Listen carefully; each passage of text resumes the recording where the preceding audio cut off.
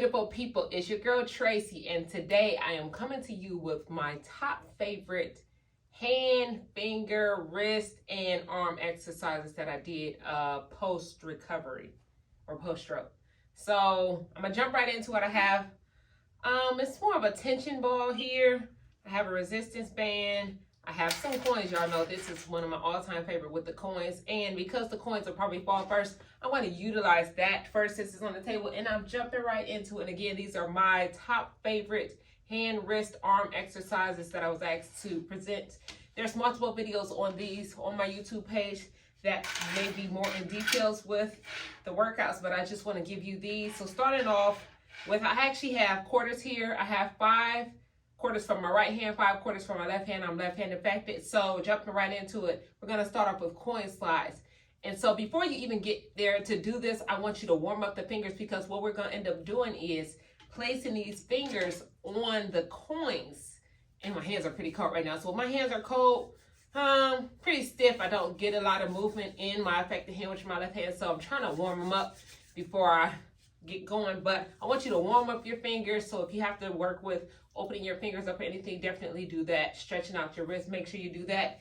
And then we'll get moving. And once you start doing these exercises, the more you do it, the longer duration you're getting blood flow moving in those fingers, you'll see they start to work better. So just with that, I have, make sure I got 5. I have 5 for each finger. So what I'm going to do with each finger, I'm going to place each quarter on the tip of the fingers.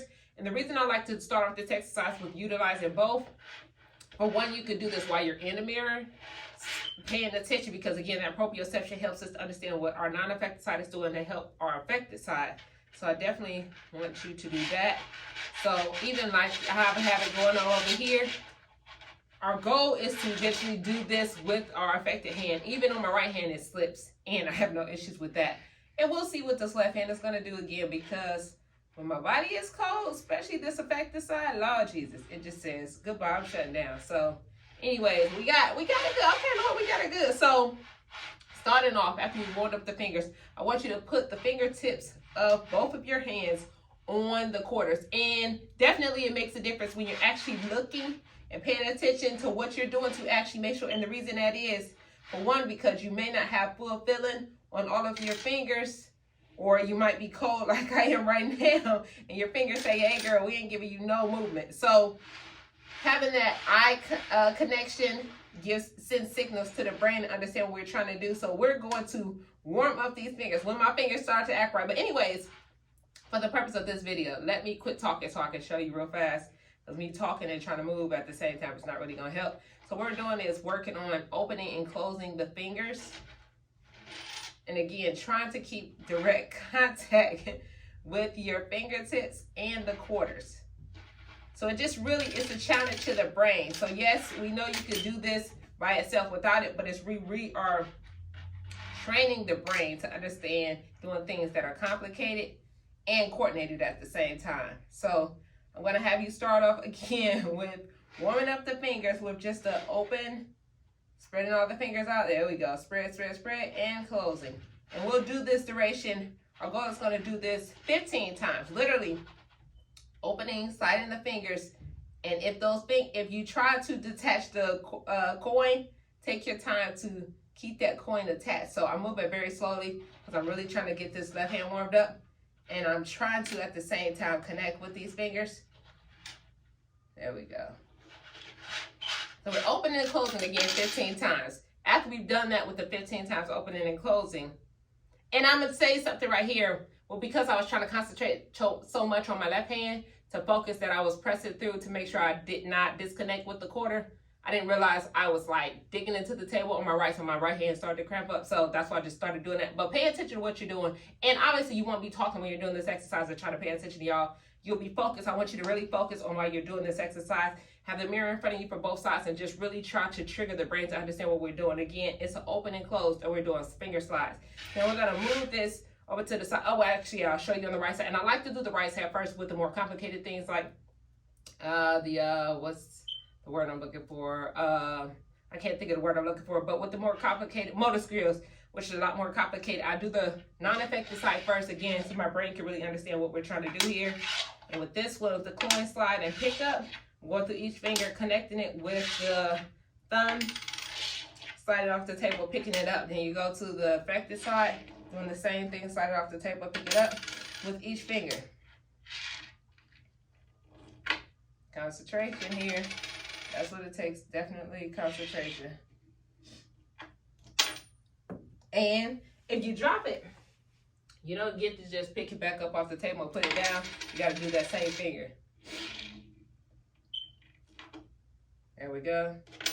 Now the pinky. And you do that with each finger, and we just keep going back and forth. So when we're doing the slide off the table and pick up, we're going to do that 7 times on each hand. So the first one, 15 times with the open and close slide, 7 times on each hand when we're doing the finger pickups and slide off the table. We're going to move these to the side. I'm trying to think. Oh, yes, we're going to move that to the side. So therefore, I can show you our next exercise because we're trying to make sure we keep our videos short for our attention span. So our next one I'm going with is my tension ball. So this right here could be a stress ball, tension ball, anything. But the great thing about doing this, I like the tension ball because it has the basically the tension, there are pressure points in the ball, because when you're working with trying to get your feeling back in your affected side, having something like this works wonders, because in my non-affected side, I feel that there's tension areas here, and it kind of just alerts my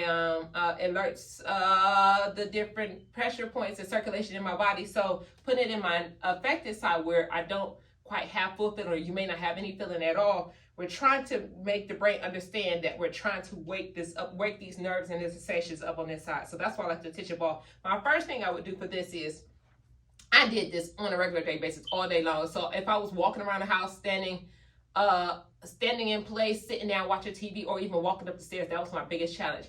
I would put the ball in my hand. And the goal was putting the ball in my hand to make sure as I'm doing something, I did not drop the ball. So as I'm talking to you, do not drop the ball. You could be sitting there watching TV. I want you to focus on. So this first one is going to be to actually focus on just holding the ball and doing your normal activities without dropping it. So that goal would be to hold the ball in your hand for the duration of 1 to 3 minutes, 1 to 5 minutes, and really challenging yourself. And the next thing from that is going to actually be to get up and do something, talk to people, do whatever, do a normal activity with, again, making sure the ball stays in your hand. So what may happen is you end up doing something after duration, you forget about it, and you're like, oh shoot, you go and look in your hand like, where's my ball? And that's a great thing, because if you don't have that feeling, you're doing a normal activity and you may end up dropping it. So it's helping us to get the sensation back in that hand, as well as just be aware of things and just try to really react our brain to say, hey, there's something in my hand. I may not fully feel it, but trying to say, hey, keep squeezing until you get that feeling. So if it's harder for you to keep that hand closed, what we also could do is, hey, I know I have this in my hand. We're going to take our non-affected hand and we're just going to squeeze, honey. We're going to squeeze until we can make sure we keep that ball in our hand. So that's another project that we'll have. So gonna move this out the way, go back to my next one, which is really gonna help work this arm and shoulder. So it helps me a lot when I have something in my hand. So just raising your hand over your head, you're just like, okay, that's kind of pointless, and you may be able to do that. But when you actually put something else in that hand and try to raise it, it gives your body a whole nother task to try to work on. So that's what we're working on here. So I have the ball in my hand, and we're going to squeeze it to make sure it stays in there. And again, we're doing that to make sure you focus, keep those fingers attached, because a lot of us have problems with your grip. But the great thing about doing this exercise right here, we're going to focus and look at the ball.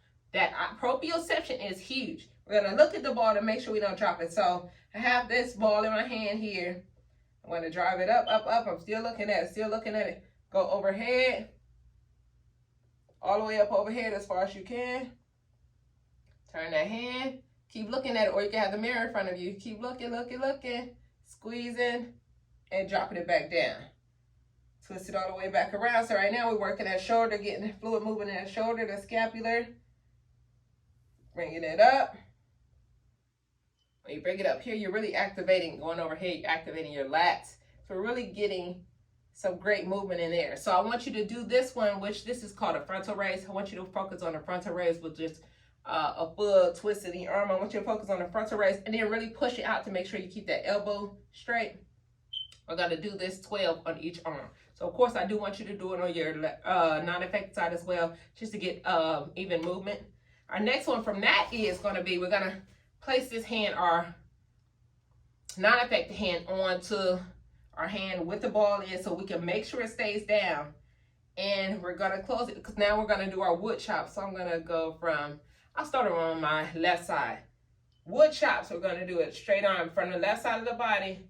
So you get a full stretch all the way across, pushing out, driving up, up, up, up, up, across the body, and back down. And your goal is to try to keep those arms straight. And that's where we're going. So it'll be left to right wood chop, right to left wood chop.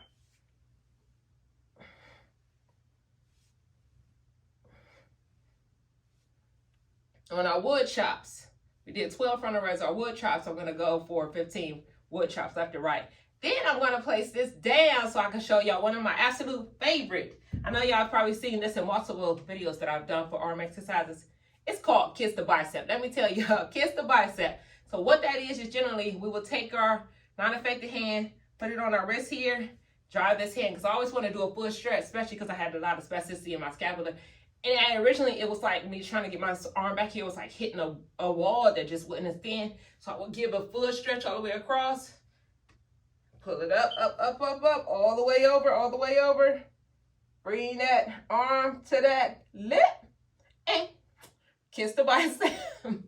So the kiss the bicep is my all-time favorite. It just gives me a great stretch because I can go to say, hey, lift the arm up over here, and then you only get here. But when you have another task as kiss the bicep, now we got an even deeper stretch over that head. So here's one, here's one, here's one, here's one.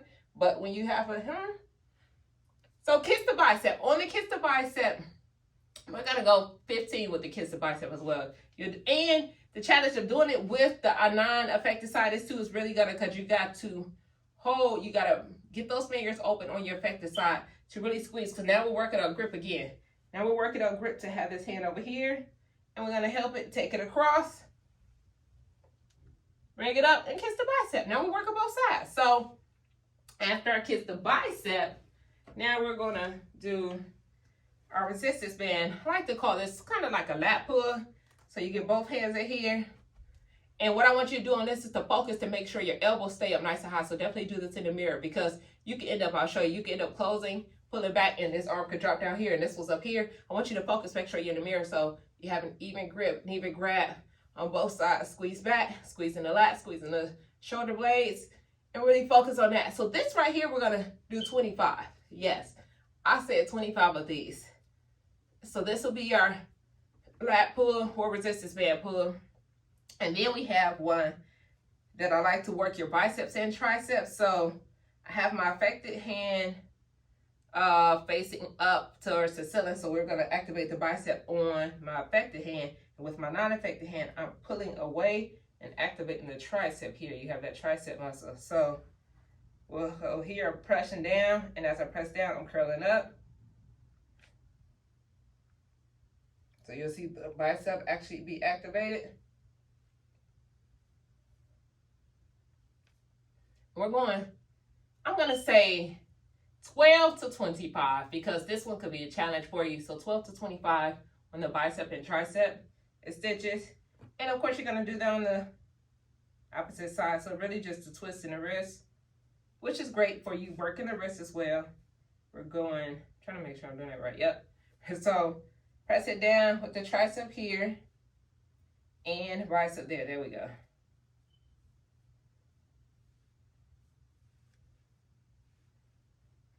And it doesn't look like I'm really pressing through my tricep, but you may be able to see, I'm looking in the mirror over here, you may be able to see my tricep flexing, but I'm flexing through the tricep and through the bicep. There we go. So now, I'm sorry, I'm able to show you facing the mirror versus facing the other way. I mean, facing the camera. So we have our bicep and tricep. So 12 to 25 on that. And then, I believe I'm putting this down because I wanted to show you one more thing. What was it? Oh. Yes. So with this one, it's kind of just a guide to work on keeping those elbows straight. The resistance band that's closed on both sides, elbows straight. And we're going to focus on doing our overhead raises And the resistance, I'm taking both arms out east and west, and it's really working to get a deep. This may hurt a little, especially if you're not used to getting that stretch, but we're gonna keep forcing it as far as you can without really hurting yourself. And when I say hurt, it's a good hurt, because it's a stretch, but don't cause any like strenuous pain towards yourself. But this right here is excellent. Drive it all the way back. And with this, is going to be a duration of time. I don't really necessarily want you to say it has to be driving back and forth for repetition, because I don't want you to just keep throwing the arm back. Let's focus and say we'll go with the overhead raise of about, let's say about 20 seconds. Raise the arm, trying to get it back here. Keep focusing. You could be in the mirror, looking at the mirror, stretching it as far back as you can. And bringing it back down. I really want you to focus, and as you're doing it, don't allow the arm to just drop down. Keep it out. So therefore, we're keeping the elbow straight, and we're working that arm. That's what I'm talking about, y'all. So then we can, from the overhead raise, if you want to throw another one in there. I do like this one. Move this out the way, because I'm going to show you. I always do something a little funky. So now we still have the resistance band here. It's almost like drawing the number 8. I'm trying to draw an upside down 8. So hands are both out here. All the way. Ooh wee. That's my 8 going that way. And my legs are in the way. And back around. So it's called a figure 8 with a resistance band. Or you want to call it an airplane, a funky airplane you're trying to draw. So that's what your goal is. So really, it's going to force you to work the arm in all types of ways. And because I'm not that super flexible, I now have to go in the opposite direction because I went out too wide.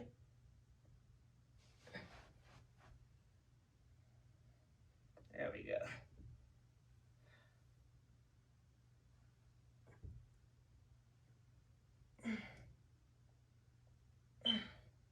Yeah, but figure 8s is another one of my all-time favorites. And I just realized I don't post this one as much, but